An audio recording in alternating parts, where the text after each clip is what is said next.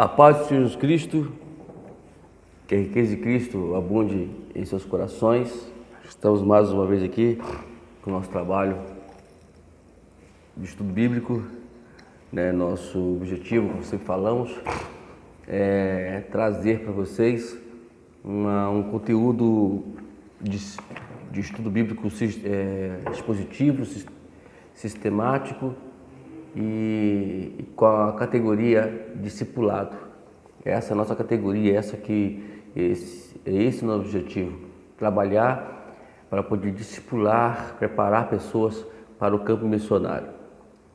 Eu sempre estou dizendo que, eu já disse aí, eu vou dizer sempre, que vamos preparar aí um vídeo para apresentar os cinco períodos, que nós temos aqui no nosso Ministério UPA, com essa finalidade de ensinar a Palavra de Deus. Bom, hoje o nosso curso Batalha Espiritual, e a unidade 2, Unidade 2, o tema é Autoridade e Caráter. Nós estamos aí falando sobre a questão do discipulado, e lembrando que estão todos os vídeos lá postados no meu canal, tá? No meu canal, vai lá, inscreva no meu canal, você que não é inscrito,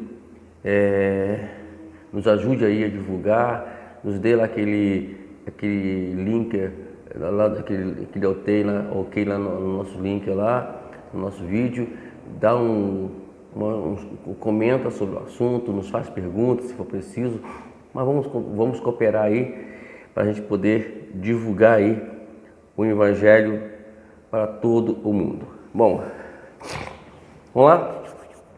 Autoridade e caráter. Hoje vamos falar de um assunto muito importante dentro da batalha espiritual. Se a gente entender essa questão de autoridade, essa questão de caráter, na verdade, a gente vai ter alguns problemas e a gente não vai ter muito êxito, não vai ter muita eficiência, não vai ter vitórias no nosso dia a dia. Sempre lembrando que a batalha espiritual ela está constante nas nossas vidas. Desde o dia que você nasce, que você vai ao mundo, ou melhor, desde que o espermatozoide ele entra aí no óvulo, ele já começa a batalha espiritual. Ou melhor, a batalha espiritual já começa quando o espermatozoide já vai para o óvulo, Então, a batalha espiritual ela já existe desde a antiguidade. Então, por isso nós precisamos nos levar ao conhecimento, a crescer mais em termos de conhecimento, para podermos como vencer essas batalhas espirituais, sabendo que numa guerra, conhecer o inimigo é muito mais importante do que você lutar, Porque quando você conhece seu inimigo, você já sabe como vencê-lo. E sabemos que o nosso maior inimigo não é propriamente Satanás. Já podemos ver na unidade passada que Satanás não é tudo aquilo que você pensa que ele é. Ele tem limites, ele é sujeito, ele é subordinado. Então, eu vou dizer que sempre o nosso inimigo somos nós mesmos. Por nós não entendermos nós mesmos, por nós não entendermos o que é a questão de autoridade, o que é a questão de caráter, leva-nos a termos problemas, e isso é complicado, Vamos lá? Primeiro ponto aqui, a natureza de nossa autoridade. Você já se perguntou por que Deus não o levou para o céu, um lugar infinitamente melhor para se viver? Sem dores, sofrimento, é o lugar perfeito. Ao invés da miséria, injustiça, enfermidade, guerras e tragédias que nos rodeiam, se Deus lhe ama, por que não o levou para lá? Todos nós sempre fazemos a pergunta, por que eu não estou no céu? Vamos lá. Cooperando com Deus. A razão é maravilhosa. Vamos lá, vamos ler aqui do capítulo 1, versículo 28 e 29, de Colossenses. Olha o que Paulo fala aqui referente a essas perguntas que nós sempre fazemos aí, né? Nós proclamamos, advertindo e ensinando a cada um a sabedoria para que apresentemos todo homem perfeito em Cristo. Para isso, eu me esforço lutando conforme a sua força que atua poderosa em mim.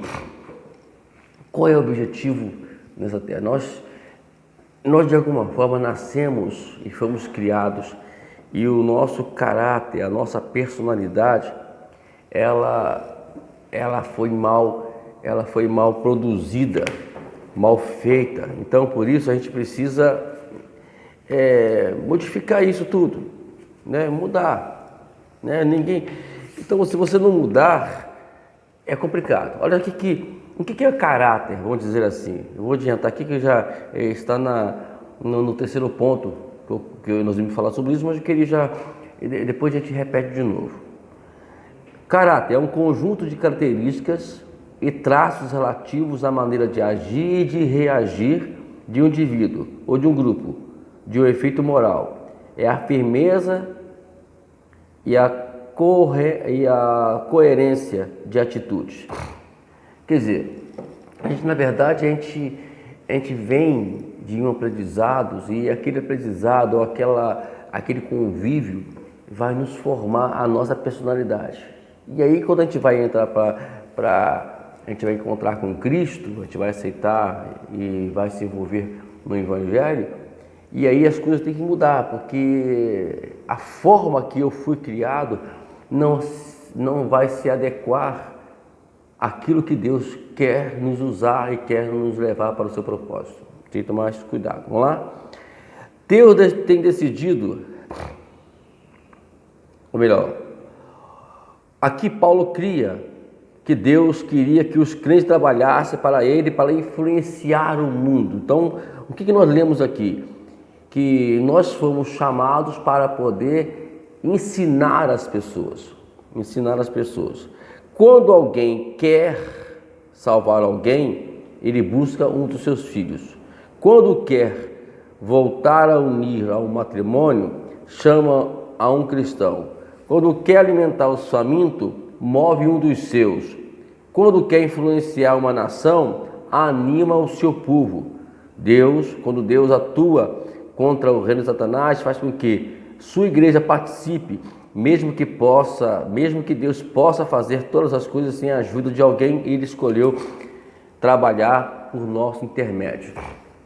Então, se alguém reclama da situação que vive o mundo, então nós estamos reclamando de nós mesmos, porque nós somos o problema. Porque se nós agirmos, se nós trabalharmos e cooperarmos com Deus, com certeza as coisas vão funcionar. Lembrando que quem faz a obra é Deus, mas quem é o canal de Deus ao mundo somos nós. Nós aprendemos isso. Você vai se lembrar que você participou e assistiu ao meu curso aí, ao meu canal. Você vai entender isso, e nós explicamos bem isso lá em Missão com Deus. Temos recebido autoridade para cooperarmos com Deus, né? No livro de Romanos 8:32 nos ensina que Deus não reteve sua posse preciosa, seu Filho, do mesmo modo que dará aos seus filhos a qualquer coisa que tenha. Em Efésios 2:6, tem uma lista de todas as coisas que Deus nos deu. E Deus nos fez assentar em lugares celestiais com Cristo Jesus. Sentado com Jesus significa reinar no trono com Ele. É esse o propósito, nós reinarmos este mundo, nós dominarmos este mundo com o poder de Cristo, com o poder do Senhor. Lembra que nós falamos aqui que ele disse, foi-me dado poder no céu e na terra. Então nós temos como dominar isso. Temos que orar, pedir a sabedoria ao Senhor para podermos invadirmos este mundo, dominarmos este mundo e colocarmos ela sob o domínio e sobre a regência de Deus. Mas para isso acontecer, precisamos que nós tomamos algumas providências.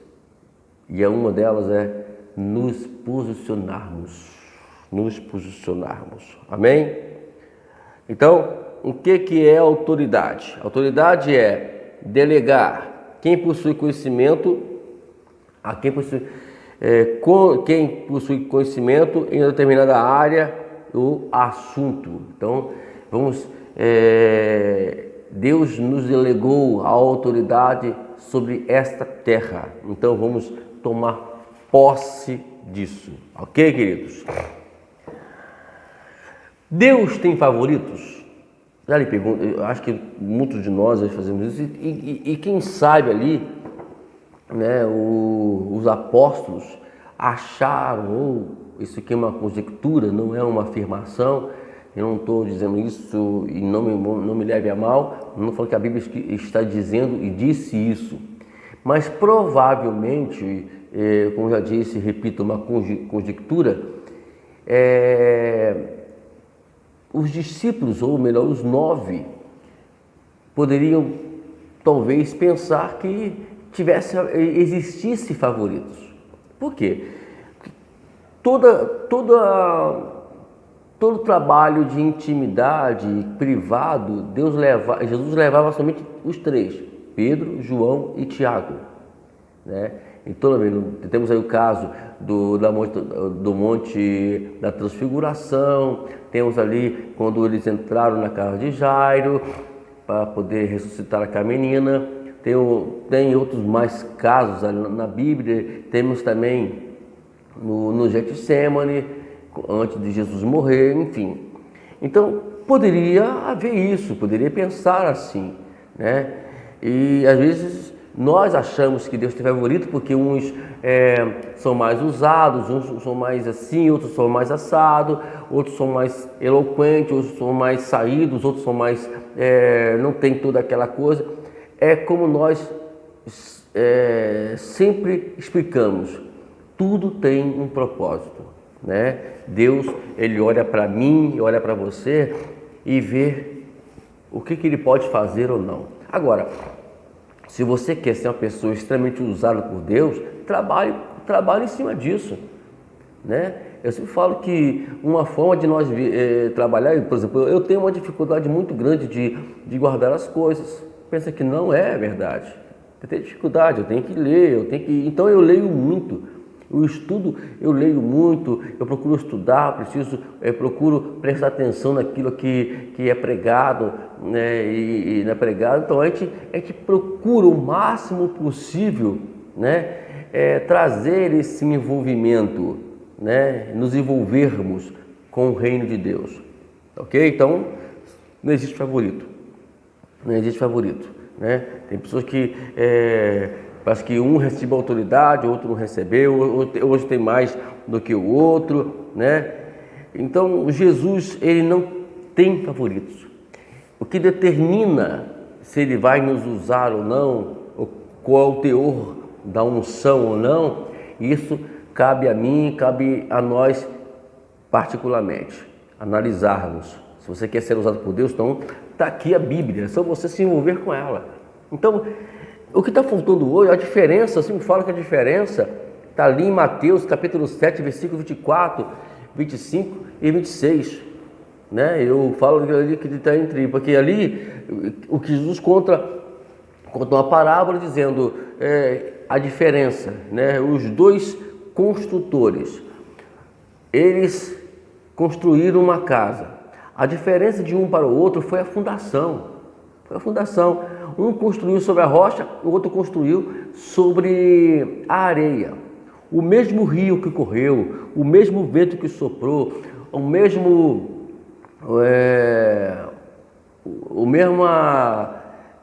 mesma coisa aconteceu também com o outro e com o outro. Então não existe a diferença, a mesma dificuldade que eu tenho é a que você tem, a mesma dificuldade que aquele pastor, aquela pastora, aquele homem, aquela mulher que está hoje lá no auge, ela teve. é o mesmo que nós temos. A diferença está em nós buscarmos a sabedoria de Deus. É isso a diferença. Vamos lá então? Vamos agora falar aqui. Nós temos aqui um paradoxo, né? A Escritura, nós aprendemos um paradoxo, a gente vai agora, porque existe aquela questão toda, né, que de um lado nós vemos Jesus, as coisas acontecendo, do outro as coisas não acontecem, Satanás age. Então existe um paradoxo aí sobre essa questão toda, né? E a gente, na verdade, isso nos leva a uma reflexão e muitas vezes uma discussão sobre que Deus permitiu acontecer isso na minha vida, e por outro lado ele repreendeu, por outro lado ele permitiu. Então sempre na vida nossa espiritual vai haver um paradoxo, entendeu? A gente tem que entender isso aqui. Vamos lá, nós temos um quadro aqui, a gente vai colocar aí um quadro por quadro para a gente poder entender isso. Se você quiser, anote, eu vou escrever, eu vou colocar na tela para que você possa te ajudar aí a escrever, para que não fique dando pausa para poder você me ouvir. Vamos fazer um quadro bíblico agora sobre isso aqui, sobre o paradoxo. Quadro número 1. O mesmo Jesus que disse: retira-se Satanás, é o que permitiu o diabo rodeá-lo por 40 dias e depois trasladá-lo à parte mais alta do templo. Então, aqui existe um paradoxo. O mesmo Jesus que repreendeu Satanás é o mesmo que permitiu que ele que rodeasse ele por 40 dias. Vamos lá, quadro número 2. O mesmo Jesus que expulsou uma legião de demônios de um homem foi o que permitiu uma legião de demônios matarem 2.000 porcos.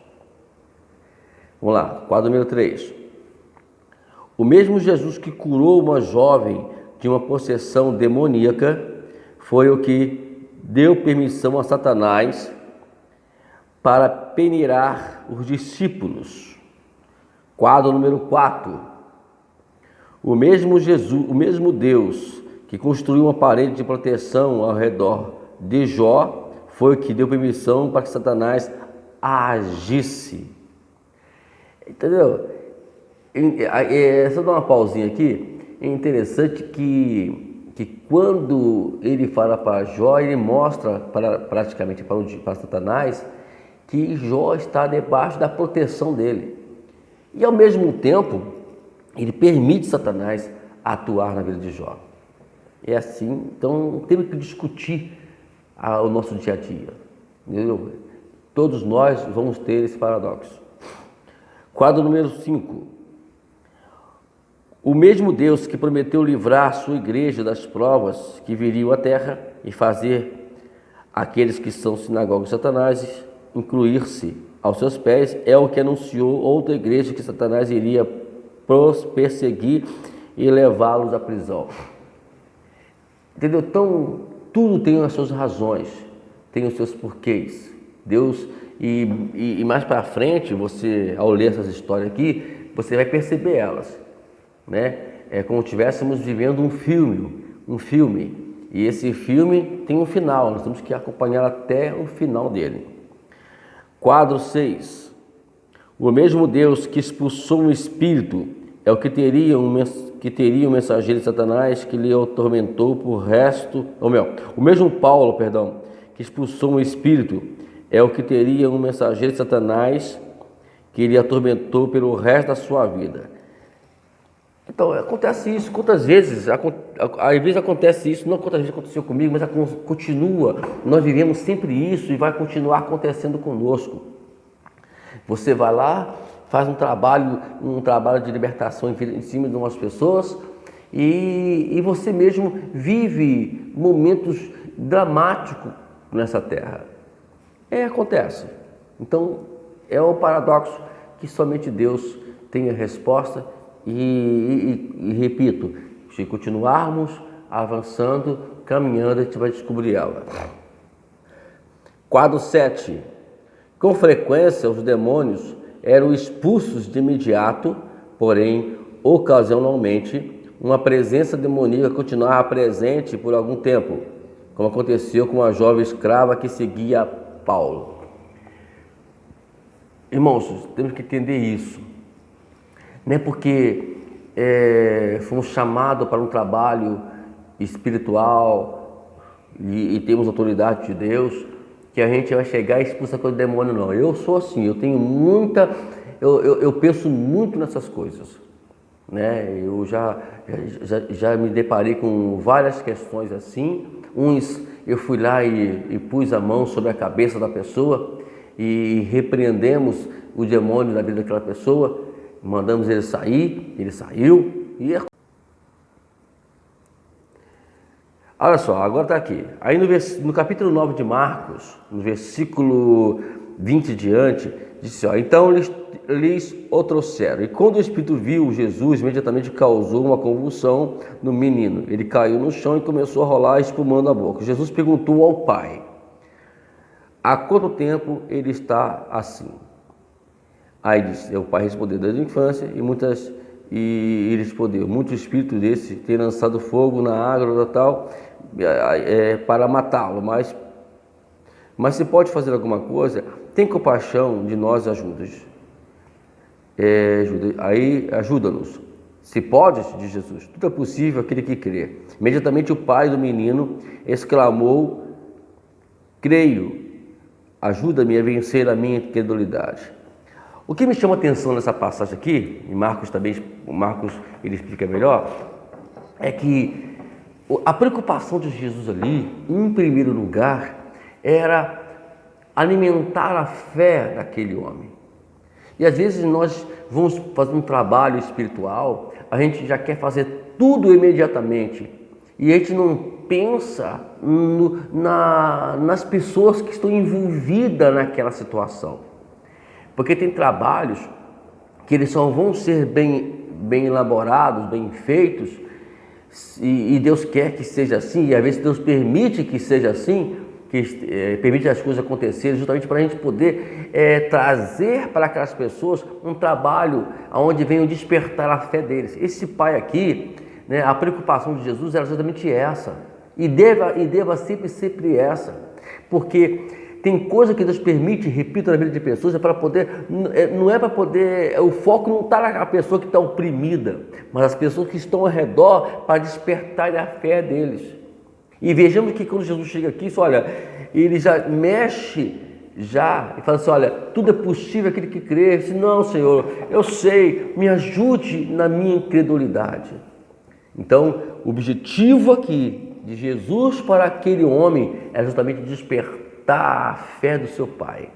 Então, às vezes você vai fazer um trabalho de libertação na família, presta atenção nisso. Eu falo isso porque Deus sempre nos moveu, sempre nos move para fazer um trabalho assim, já nos fez trabalho assim. A gente não vai lá e quer expulsar demônios, já quer fazer uma série de estardalhaços, de apresentações, disso só sai demônio e não vai sair. Porque o problema do demônio está no demônio na vida de alguém ou dentro de uma casa, não está exatamente formada ali naquela situação ou objeto, ou seja, no lar, ou seja, numa pessoa, mas está aquela pessoa que está ao lado. Ela precisa quem está precisando de libertação, na verdade, é a pessoa que não tem um demônio. Às vezes acontece isso, é o caso aqui. Então a gente tem que tomar esse cuidado. Observar, né? Tudo que vai chegando lá e sai demônio, né? E eu vejo, já vi casos aí de pessoas até me pedir socorro por isso. Mas esse é o problema hoje, essa precipitação desnecessária. Por quê? Porque demônio,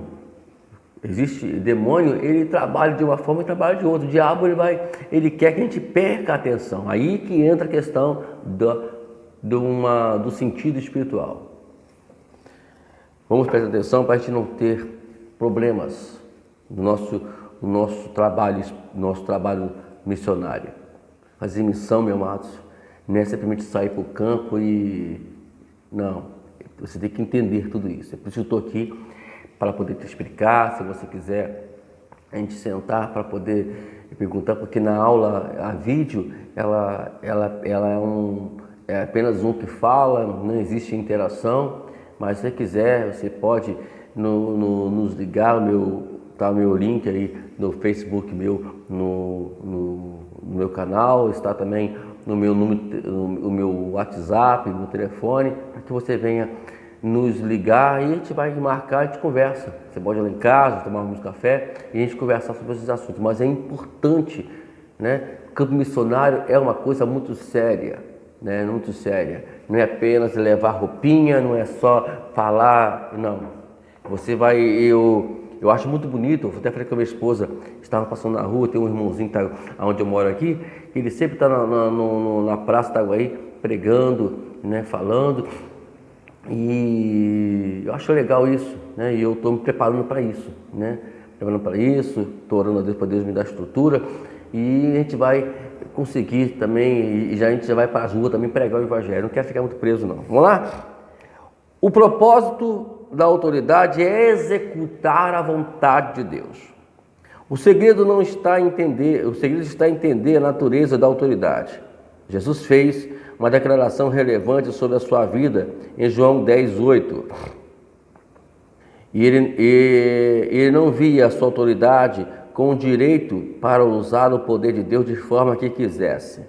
Ele não podia decidir sobre um plano e logo dizer ao Pai que era obrigado a fazer a sua vontade. Em vez disso, ele cria que somente o Pai tinha o direito de determinar como usar a sua autoridade. Então,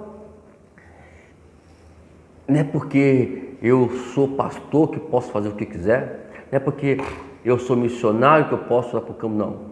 Nós temos uma unção e temos uma autoridade. Toda autoridade, ela deve ser, ela tem uma lei, ela tem uns princípios, e nós temos que obedecer essas leis, e obedecer esses princípios e essas regras. Não é porque você tem autoridade que você faz o que quiser. Então aqui no caso aqui, Jesus usou 3 verdades sobre a autoridade que também pode implicar e implica também na nossa vida. Vamos entender isso? Primeira dela, a autoridade é adquirida e não inerente. O que é isso? A autoridade vem de Deus. Nós não nascemos com ela. A autoridade começa com Deus e flui para a humanidade, né? Então, e qual é a implicação nesse primeiro ponto aqui? Não temos direito de decidir como exercermos a autoridade. Quem decide é Deus. Ele que vai decidir a forma que a gente vai exercer isso. Temos que tomar esse cuidado e é por isso que a gente tem que ficar usando sempre em oração, em estudo da palavra de Deus, né? Aprendendo, lendo, escutando, né? Para a gente saber como é que a gente vai trabalhar com essa autoridade que Deus nos deu. Vamos lá, segunda. A autoridade é subordinada e não independente. Jesus sabia que não podia tomar uma direção diferente do Pai. Quando o embaixador representa o rei, ele reconhece que suas decisões e ações não podem violar os propósitos da lei. Ele é livre para tomar decisões, mas elas sempre devem estar em harmonia com os desejos do rei. Então, todas as leis, porque nós temos o exemplo aqui do embaixador. E lá existe a lei do país. Por exemplo, aqui no Brasil existe a Embaixada Americana, por exemplo. Ali dentro daquele recinto ali, a lei que rege ali é a lei americana. E quem está trabalhando ali e tem autoridade, a autoridade tem que agir segundo a lei americana. Como no Brasil, tem que agir segundo a lei. O presidente da República ele tem que agir segundo a lei a qual está na Constituição. Então, amados, não podemos descumprir os princípios e as leis. Quando você faz isso, você quebra a autoridade. E aí vamos ter problemas. A implicação desse segundo ponto aqui é: o uso da autoridade deve concordar sempre com os propósitos de Deus. É Deus que determina. Qual é o propósito de Deus para a minha vida? Não é o que eu quero, é o que Deus quer para a minha e o que Deus quer para a sua vida. Temos que entender isso. Não vamos nós querer mudar ou querer achar que Deus tem que fazer segundo o que eu penso. Não, é conforme Deus pensa. É assim que funciona o negócio. Por último, a autoridade é partilhada e não exclusiva. Jesus reconheceu que ele partilhava a autoridade de seu Pai enquanto fazia a vontade do seu Pai. Esse princípio funciona da mesma forma nos negócios. Ainda que um chefe delegue autoridade ao empregado para administrar as finanças de uma empresa, o empregado não tem liberdade ilimitada. Se o empregado não administra bem os fundos, o chefe lhe repreenderá porque tem autoridade para fazê-lo. O empregado permanecerá no seu cargo enquanto trabalha de acordo com os interesses do chefe.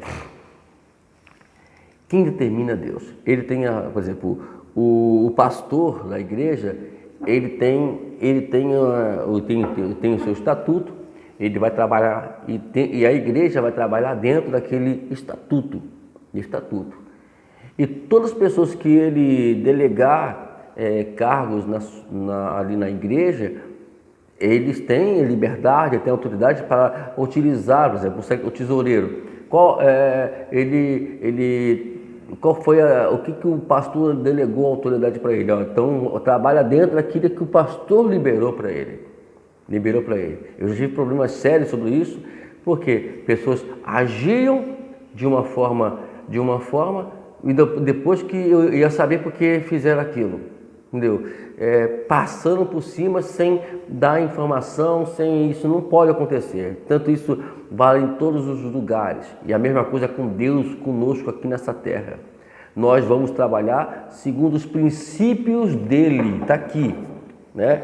A Bíblia é a regra, a Bíblia é a lei, e nós vamos trabalhar segundo a lei dele. É por isso que nós temos aí o curso do Ministério OPA, justamente para poder lhe dar orientação, como se posicionar e como agir, como utilizar a autoridade que Deus nos deu. Vamos ver a implicação disso aqui? Nossa autoridade é efetiva sempre quando está em harmonia com a vontade de Deus. Vamos lá. Então, vemos aqui as verdades que implicam o paradoxo, né? Então, expulsar demônio, Satanás, nem sempre é da vontade de Deus, por favor, né? Nós vamos entrar nessa. E a perspectiva bíblica de autoridade é que os crentes respondem a Deus em cooperação com Ele. Entendeu? Então, os cristãos não são imunes. A autoridade não nos garante alívio imediato. A vitória é resultado da obediência a Deus. Amém? Então, fica aí esse lembrete aí e essa palavra. Número 2. Ponto número 2. Duas aplicações de nossa autoridade. Nossa autoridade. A autoridade é algo poderoso Deus não nos deixará usá-la de forma indiscriminada. Ele quer que entendamos o propósito dessa autoridade, ou ortogada. Do propósito da autoridade ortogada, perdão. Não é para satisfazer nossos desejos, é para fazer a sua vontade, né? Então, tá aí a dica aí para você. Vamos parar com essa ideia de querer agir por conta própria, né? E eu tenho experiência que pessoas que agiram por conta própria, por exemplo, o reino de Deus, ele tem os seus limites. Então a gente tem que entender esses limites. Não é tudo aquilo que eu penso, aquilo que eu acho que eu tenho que fazer. As pessoas vão lá. Uma vez eu cheguei para uma pessoa e essa pessoa estava sendo perseguida dentro da igreja e eu orientei ela, chamei ela para o gabinete, orientei ela para ela agir assim, assim, assado. E assim é assim, e em vez dela pegar e me ouvir, ela achou que eu estava delegando, eu estava dando para ela o direito de fazer o que ela quisesse. Ela sobe ao púlpito, ela vai até o púlpito e joga as indiretas para a pessoa. Criou um problema seríssimo. Então é assim que acontece. Depois chamei atenção, mas não é assim que funciona, né? Não é porque alguém persegue você, porque alguém fala isso. Porque Jesus, você vai ver isso na Bíblia, quantas vezes os fariseus estudavam, jogava aquelas insinuações para ele, aquelas indiretas, ou queria pegá-lo em alguma coisa, e Jesus agiu de forma tranquila, sem jogar indireta, sem falar diretamente, sem nada. Ele sempre agiu de uma forma. E é assim que tem que ser. Autoridade, né? Porque eu sou o pastor da igreja, que agora eu posso falar e você tem que ficar quieta. Não é assim, né? Tem que prestar atenção nessas coisas aí. Vamos lá. Quais são as autoridades? Quais são as duas aplicações de nossa autoridade? Primeiramente, edificação dos outros. É interessante, vamos lá. A primeira verdade é que a autoridade deve ser usada para edificar os outros. Edificar os outros quer dizer instruí-los a alcançar uma melhora espiritual. Vamos lá, vamos dar uma olhadinha aqui no capítulo 13, e versículo 10 de 2 Coríntios. Diz assim: por isso escrevo essas coisas estando ausente, para que, quando eu for, não precise ser rigoroso no uso da autoridade que o Senhor me deu para edificá-los e não para destruí-los. Eita, aí está. Olha o que Paulo falou aí. A palavra edificar, o que acontece às vezes é destruição. Pessoas, elas saem da igreja. Irmãos, um dos maiores erros que eu cometi como pastor de igreja foi escolher mal as minhas lideranças. Esse foi o meu problema, né? E a gente escolhia a liderança agia e em vez de eles pegarem e confiar em mim, buscarem orientação e seguir a orientação minha, eles faziam o contrário. Eles agiam de uma forma deliberada, imprópria e me causavam problema. Depois, sabe como é que é a história? Aí a pessoa sai da igreja e eu sou culpado. E o pastor é o culpado. E realmente ele é o culpado porque escolheu a liderança errada. E eu tive esse problema e sofri muito na igreja por causa desse erro. E eu aprendi muito com isso e queria te passar a orientação para que você preste atenção. Jesus, ele ficou uma noite todinha em oração para buscar os seus discípulos. Claro, ele teve problema? Teve, mas os problemas foram resolvidos. Hoje em dia, as pessoas querem, de alguma forma, agir. E o pior de tudo não é a liderança cometer erros. É a liderança a liderança querer passar por cima do seu mestre, né? Gritar com o seu mestre, fazer um jogo de chantagem, né, com o seu mestre. Sabe porque o senhor é assim comigo, porque é assim. É essas coisas que desgasta a liderança. Infelizmente, eu paguei o preço por isso, né? E eu não quero que você, que vai ser líder, que você que já é líder, não pague esse preço, né? Se você quiser mais orientação sobre isso, eu estou aqui à sua disposição para te ajudar, que experiência não falta para orientar líderes aí a funcionar de uma forma completamente adequada. Vamos lá.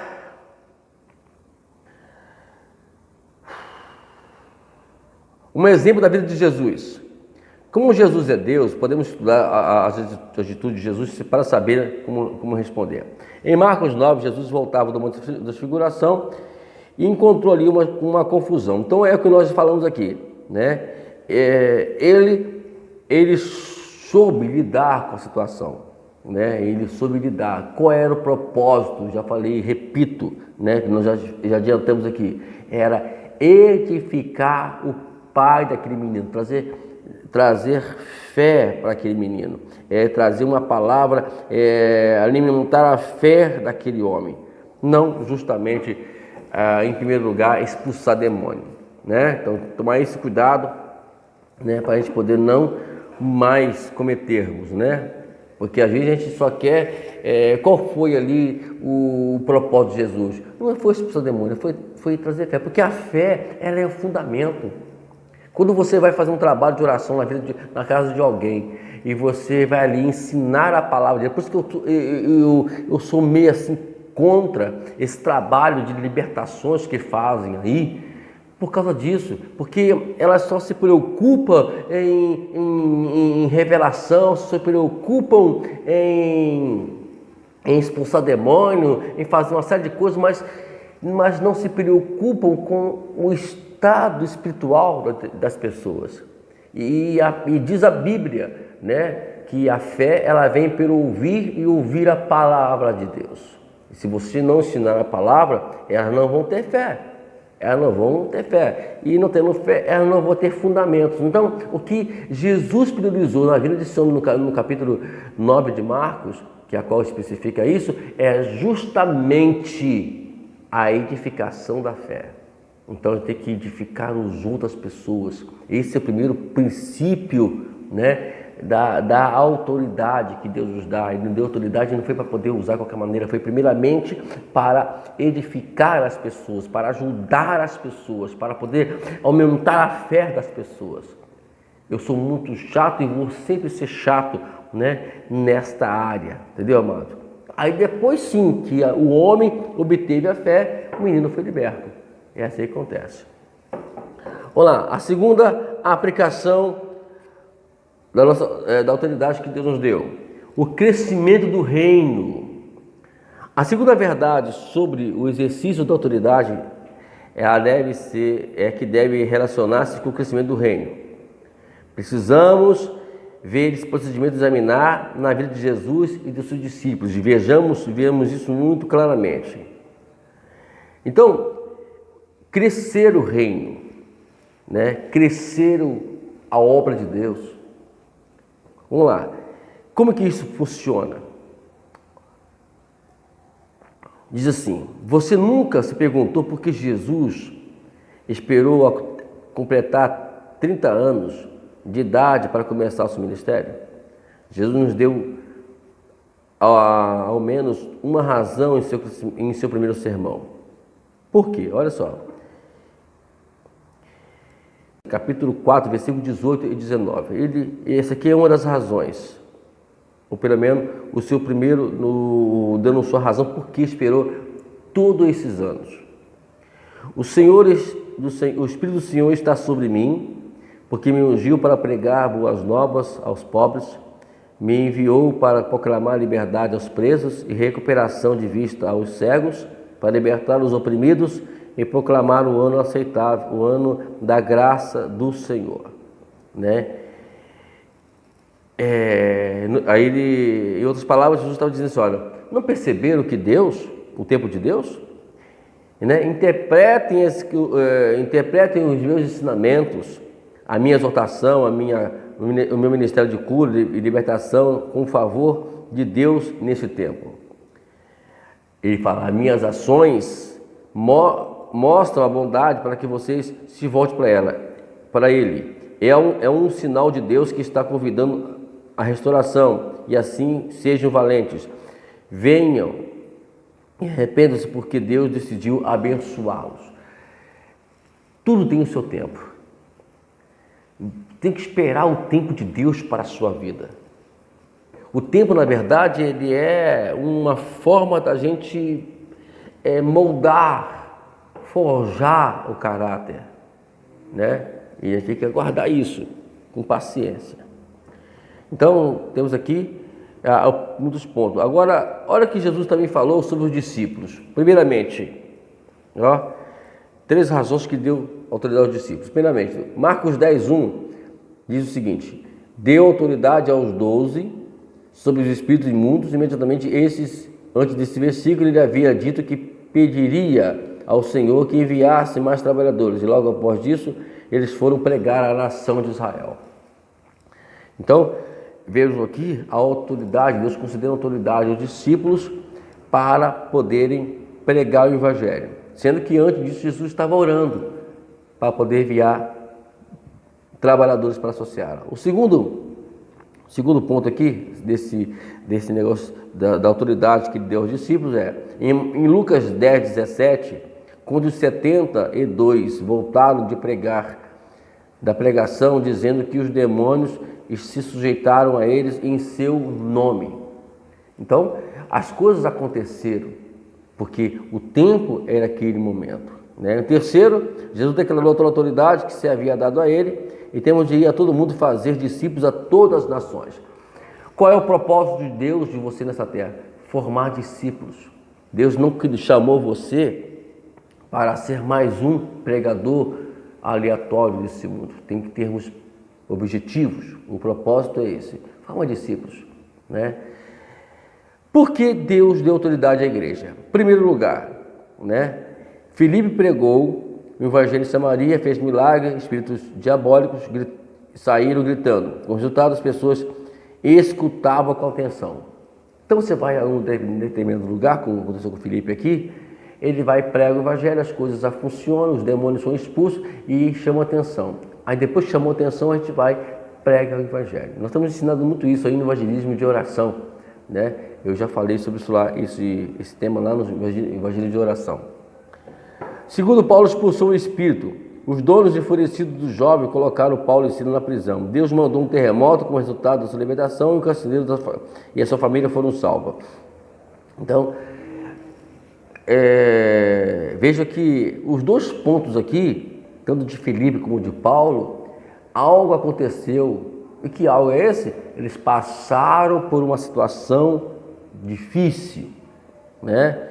Primeiro, no caso de Filipe, ele expulsou os demônios. No caso de Paulo, teve que passar por uma série de situações de surra e de prisão. Terceiro, Deus estava fazendo milagres extraordinários através de Paulo, incluindo a expulsão dos espíritos malignos. Alguns não eram crentes e tentaram expulsar alguns demônios em nome de Jesus, mas foram agredidos pelos demônios. Como resultado, o nome de Jesus era engrandecido e os novos crentes confessavam seus pecados publicamente e queimavam seus livros de feitiçaria. Olha que coisa extraordinária, né? Isso é o trabalho missionário. Por isso que temos que estudar a batalha espiritual. Estude mesmo. Fique aí até o final. Se for preciso, repasse novamente os vídeos para que você venha aprender e as coisas venham funcionar. Deus deu autoridade, mas a autoridade tem que ser levada de forma coerente. Vamos lá. Aprendendo o uso correto da autoridade. Conseguiu aprender algo em comum? O pai deu autoridade ao filho quando chegou ao tempo de visitar Israel. Jesus deu autoridade aos discípulos no contexto de enviá-los para proclamar as boas novas da salvação. No livro de Atos, a autoridade de expulsar demônios se concentrava em honrar Jesus. Então, aconteciam as conversões. O contexto da autoridade não era estar na missão com Deus. É necessário acrescentar algo ou trocar algo, a resposta da pergunta anteriores? Não. Como esse ensinamento nos ajuda a saber como usar a autoridade da espiritual? Precisamos dedicar mais tempo a entender as perspectivas de Deus para edificar os outros e procurar o crescimento do seu reino. Algumas vezes nos beneficiamos, mas quando a presença de Satanás é removida instantaneamente de nossa vida. Outras vezes devemos suportar prova por alguma razão, e quando algo significado para o reino está em jogo, tenha apenas certeza de que Deus dará a oportunidade de exercer a sua autoridade. Em alguns casos, vimos, né, Deus já imediato crescendo o reino. Por outros, pessoas que foram beneficiadas pela presença de Satanás. E a outras, passaram por algumas provas, suportaram algumas provas para que pudesse, né? Vamos lá, vamos rapidinho que o tempo tá aí, e o estudo aqui é bem dinâmico, né? Caráter no meio das guerras. Vamos lá, tentações acontecem para o nosso desenvolvimento. É mesmo que todas as tentações, todas as situações adversas, ela acontece para nos desenvolvermos. É importante, para que você desenvolva, porque para onde você vai e o que você vai fazer, é necessário que haja mudança interior. O seu caráter precisa mudar, a sua forma de pensar precisa mudar. Lá fora, o diabo está trabalhando muito, precisamos ter estrutura para isso. E o caráter, na verdade, Jesus passou por isso. Jesus foi o exemplo disso. Antes de ele entrar para o ministério, ele foi levado pelo Espírito Santo ao deserto para ser tentado e ali vencer Satanás. Nós estamos ensinando isso muito no evangelismo de oração. Antes de qualquer coisa, vamos passar por alguma situação difícil e é necessário que nós passamos. Não tem como fugir disso. E a outra, né? A primeira e a outra, desenvolver o caráter é um processo, né? Olha aqui a ordem. Primeiramente, Satanás procura destruir o cristão. Segundo, os crentes têm que resisti-lo. E nesse caso, em particular, Pedro os anima a exercer os outros cristãos mesmo em meio à perseguição. Terceiro, os relembra que essas provas podem produzir ganhos em um caráter como o de Cristo. Pedro assume que o resultado desse caráter da igreja alcançaria um novo nível, né? Nós lemos aqui 1 Pedro 5, versículo 8 a 10, que fala sobre essas questões, né? Que o diabo quer destruir e precisamos resistir ao diabo e relembrar, né? Que pode produzir ganho, né, em um caráter como o de Cristo. Isso vai nos resultar num crescimento de alto nível espiritualmente, né? Na guerra espiritual, a batalha se ganha ou se perde com resposta e não com momento de ataque, entendeu? É responder, você tem que responder às tentações, às provações, tá ok? Outra, o resultado do caráter leva à bênção de Deus. Pô, que coisa melhor do que isso? Vamos lá, vamos ver aqui. O que o caráter pode produzir de benefício para a gente? Primeiramente, caráter produz liberdade. Oh, meu Deus do céu, eu agora estou livre. Ninguém vai me acusar de A ou de B. Eu estou livre para poder trabalhar, eu estou livre para que ninguém possa, porque a deformação de caráter, ela vai de alguma forma mostrar e vai nos levar as pessoas nos acusar. Você crente como ele, não adianta. Não, então ela nos traz, sabe, essas bênçãos de, primeiramente, nos levar à libertação. A segunda, o grau de caráter determina o grau em que Deus nos usará. Cada desenvolvimento que você fizer do seu caráter, mais Deus vai te usar. Foi assim com os discípulos, é assim com todos nós. Deixa ele desenvolver isso em você, por mais que doa, por mais que seja difícil, prossiga, persista, você vai ser grande homem e você vai ser grande mulher de Deus. Terceiro, o nosso caráter afetará o nosso futuro também no céu. Oh, glória a Deus! A gente vai nos dar essa liberdade. Quarto ponto, o caráter é através da perseverança, né? Nós temos aqui alguns princípios bíblicos, e vamos aqui usar em Gênesis capítulo 37 até 50, nos fala sobre a vida de José, né? O que foram 13 anos de prova, irmãos, 13 anos sofrendo, e vimos ali a vida de José se transformar, a vida de José ela mudar para melhor, mas isso dependeu muito do que José respondeu às suas provações. Ele foi levado e vendido para o Egito, ficou na casa de Polifar, E lá na casa de Potifar, o que aconteceu? Ele, em vez de ele reclamar e murmurar, ele foi útil, ele foi servo, ele desenvolveu, diz a Bíblia que a casa de Potifar, ela foi abençoada. E aí ele é justiçado novamente, aí vai levado para a prisão, ele é preso. Lá Deus abençoa José também naquele lugar, em vez de reclamar, ele também vai trabalhar, ele vai agir. Eu sempre falo que meio às privações da vida, faça alguma coisa para que produza algo para o reino, para que abençoe outras pessoas, enfim, faça alguma coisa. Né? E a gente, na verdade, temos a tendência de, meio às privações, em meio às provações e tentações, vivermos reclamando. E José nos ensina esse princípio: avança. Tá lá na casa de Potifar? Faz o quê? Estou aqui agora, eu vou trabalhar. Eu vou aqui ser servo do Senhor aqui também. Me levar para a prisão injustamente, não tem problema não.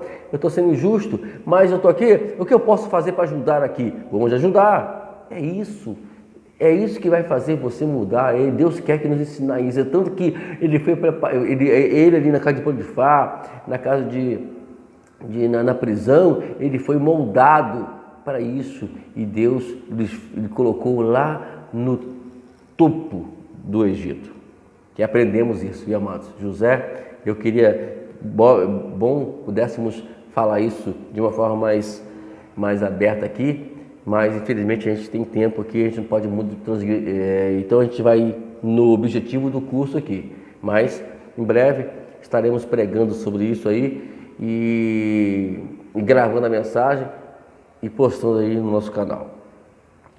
O desenvolvimento do caráter segue um processo ciclo. Vamos lá. O Espírito de Deus está constantemente ajustando os seus filhos à imagem de Cristo, para que alcancemos o nível seguinte de desenvolvimento do nosso caráter. O Espírito de Deus nos guia inteligentemente através de um processo cíclico que repetirá muitas vezes em nossa vida. No fim do processo, que Deus nos leva a um nível de amadurecimento. O que é um momento ciclo? Né? Você vai rodeando, né? Aí você não passa, até que você saia nesse movimento. Muitas pessoas vivem a vida todinha e no mesmo movimento, não saem. Por exemplo, o povo de Israel, eles ficaram 40 anos nesse ciclo. Por quê? Porque não queriam aprender, não quiseram aprender os princípios de Deus, que a qual estabeleceu para eles. Né? Vamos ver alguns passos aqui sobre isso? Vamos lá? O primeiro passo. Quando Deus quer desenvolver um caráter, Ele não nos liberta da prova, mas por meio da prova. Lembra de uma coisa, Deus não vai tirar a prova, as privações, as provações na sua vida. Ao contrário, Ele quer que você vença. Ele só vai te ajudar a vencer. Ele só vai passar contigo, Ele vai contigo. Então, não vamos entrar nessa de achar que Deus vai nos tirar de tudo isso. Negativo. No segundo passo. E detalhe, ele nunca vi na Bíblia ele prometendo nos tirar. Ao contrário, ele quer que a gente passe por isso, porque é necessário passar, né? Muito necessário. Segundo passo. No segundo passo, no processo cíclico, é que Deus provê o caminho durante a prova para que os crentes possam suportar. Olha só esse versículo bíblico que eu acho interessante ele. 1 Coríntios 10, 13. É bom que você guarde esse versículo aí. Vamos lá. Não sobreveio a vocês tentação que não fosse comum aos homens. Deus é fiel e não permitirá que vocês sejam tentados além do que pode suportar. Mas quando forem tentados, Ele mesmo lhes providenciará um escape para que possam suportar. Está vendo aí? Que alegria, né? né? Ele dá aqui um chá de ânimo para você. Ele fala que, é claro, ele deixa bem claro aqui que não existe tentação, provação que não seja humana, né? Mas Deus é fiel e Ele vai não permite que nós vamos perecer, ou vamos ir além do que não possa suportar. Se você está passando por isso, porque Ele sabe que você vai suportar. Então vamos lá, dar glória a Deus por isso. Vamos para o terceiro passo? Terceiro passo do ciclo da guerra espiritual é por um tempo determinado. Ela por um tempo determinado. Ela é por algum tempo determinado. Vai ter fim. Toda aprovação ela tem fim, queridos.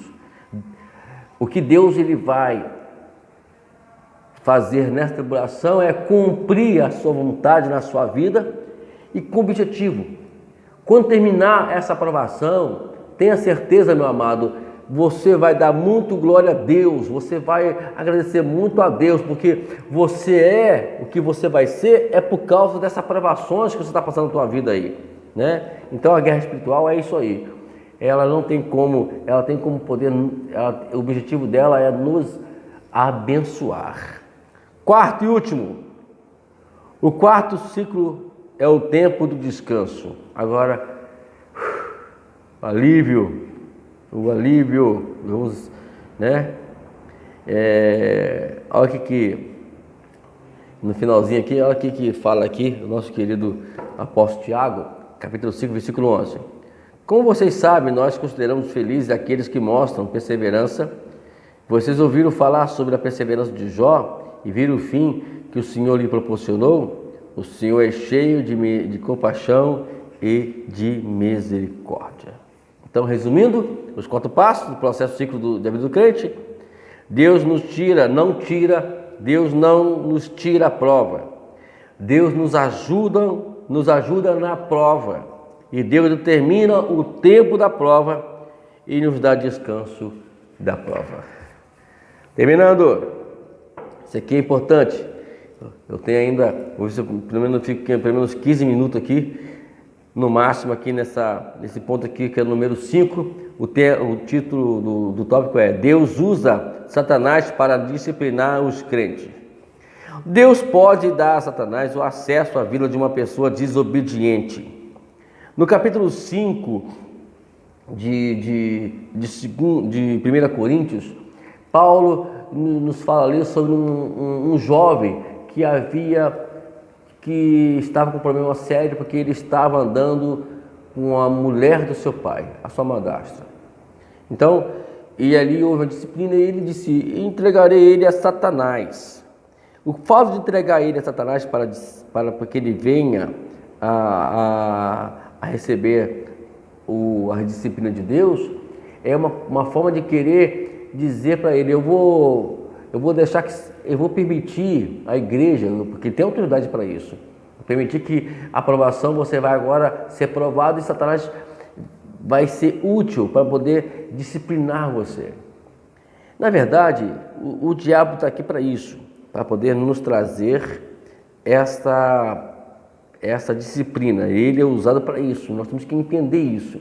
O momento que Deus nos permitiu foi para que Ele pudesse, né, nos dar aí uma ideia como vencer as batalhas. E se você resistir, como diz Tiago, resistir o diabo, ele fugirá de vós, mas a parte A do versículo é: sujeitai primeiramente a Deus. Sujeite a Deus e resistir o diabo, e ele fugirá de vós. Então, temos aqui que Deus dá esse acesso a Satanás para nos dar acesso à vida de pessoas desobedientes. A disciplina também está desenhada para guiar ao arrependimento. Quer dizer, quando vamos ser disciplinados, a disciplina é para poder nos dar essa ideia e pensar o que eu fiz. Disciplina, já diz a palavra, ensinamento. Ela tem que ser de forma ensinada. Eu tenho que ser levado à reflexão. né? Você, por exemplo, você vai disciplinar o teu filho, você não tem que bater ele com raiva, com ira. Ele tem que ser disciplinado ciente daquela disciplina foi para o seu bem. E as coisas vão melhorar para ele se ele se arrepender e não praticar mais. Então é assim também conosco também, né? Terceiro, geralmente essa disciplina é seguida por uma rebelião constante, né? Entender o contexto que Deus usa o Satanás para disciplinar também nos ajuda. Geralmente, quando Deus usa o diabo para disciplinar, as pessoas estão em oposição de desobediência. Não é que tenhamos cometido pecado ocasional, mas que vivem em pecado. Sequer passa pela mente da ideia de arrepender-se.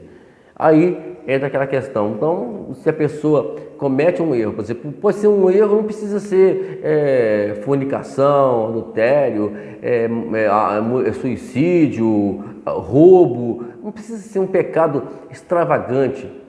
O pior pecado, né, o pecado que mais destrói as pessoas hoje, não são esses extravagantes, porque esses extravagantes estão bem evidentes, é fácil de resolver o problema deles, é só não cometer mais. O pecado pior é aquele que a pessoa não tem consciência de que está pecando. E somente a Bíblia, uma revelação bíblica, uma disciplina, pode levá-lo a essa reflexão. É claro, a reflexão tem que ser dada, tem que ser mostrada. Por que você está disciplinado? Por causa disso, porque você tomou atitude assim e assado. Eu já dei exemplo aqui em alguns casos, que eu não posso contar em muitos aqui agora, porque o tempo não permite, que as pessoas, elas não cometeram um pecado extravagante, mas foram coisas coisas pequenininhas que poderiam fazer delas, que podia levá-las à destruição. Então, eu levei elas à disciplina justamente para poder levá-las à reflexão. Alguns atenderam e a outras não. E, infelizmente, né, quando não atende, fazer o quê? O objetivo é ensinar. Por último, o arrependimento é o único que lançará fora Satanás. Quer que Satanás saia da sua vida? Então, é preciso que você se arrependa, que nós nos arrependemos para que lançamos fora Satanás. O diabo ele vai ficar em nossa vida nos atentando até que nos arrependemos. O arrependimento, já falei. O que levou? Qual é o exemplo de Pedro? Qual é a diferença de Pedro? A diferença de Pedro para Judas. Pedro se arrependeu, Judas não. Né? Se Judas se arrependesse, é claro que ele seria perdoado. Porque Judas, ele vendeu Jesus. Pedro negou Jesus. Qual a diferença de negar e vender? Bom, não é muita diferença. Né? Não tem muita diferença. Né? Então, os dois cometeram, vamos dizer assim, os mesmos erros. Erros graves que nós cometemos hoje. Nós vendemos Jesus por coisas baixas aí, né? Por celular, por internet, né? Negamos Jesus porque com amizades, né? E vamos lá, isso aí é uma pregação que a gente pode preparar mais tarde, mas nós negamos Jesus. São coisas que estão evidentes, estão sendo grotescas? Não. Porque a gente só olha as coisas grotescas da vida, que é adultério, que é prostituição, que é fornicação, que é roubo, que é matar. De alguma forma a igreja só consegue ver isso. E isso está tão evidente que pode ser resolvido rápido. Por dois motivos a gente resolve isso. Ou a pessoa entra para a disciplina largando essas práticas, ou elas são desligadas de uma igreja. É fácil resolver isso. Agora o problema todo é que esses probleminhas que eu estou falando aqui, que a gente nega, que a gente vende Jesus, elas na verdade, elas não estão grotescas de ponto de querer alguém desligar alguém da igreja por causa disso. Ninguém desliga a igreja porque negou Jesus. Ninguém desliga a igreja porque vendeu Jesus por internet dentro de casa. Eu nunca vi ninguém desligar ninguém da igreja porque ele negou Jesus, porque ele está tendo uma amizade com pessoas não crentes e aquela amizade está influenciando ele né? Mas ele está indo na igreja, ele canta na igreja, ele prega na igreja, mas ele é uma pessoa que está sendo influenciada pelo mundo. Ele vendeu Jesus por internet, porque a gente fica mais na internet do que com a Bíblia. Ele está vendendo Jesus. Ele está negando também Jesus. Mas ninguém é disciplinado por causa disso. Está entendendo? Esse é o problema da igreja hoje. A batalha espiritual, ela é muito... As pessoas veem muito ela somente nos pecados grotescos. E os pecados embutidos, esses que são os piores, que a qual, infelizmente, tem levado a igreja a um padrão muito baixo, espiritualmente falando. Bom, hoje já falamos sobre a segunda unidade da batalha espiritual. Estamos aí, né, caminhando, ok? Até a próxima unidade. Deus te abençoe. Quero sempre, por último, deixar o lembrete, né? O céu é o nosso limite, e que a bondade e a misericórdia do Senhor te acompanhe para onde quer que você for, e com o amor de Deus, a graça de Jesus Cristo e a comunhão do Espírito Santo seja sobre a tua vida. Deus te abençoe grandiosamente. Amém.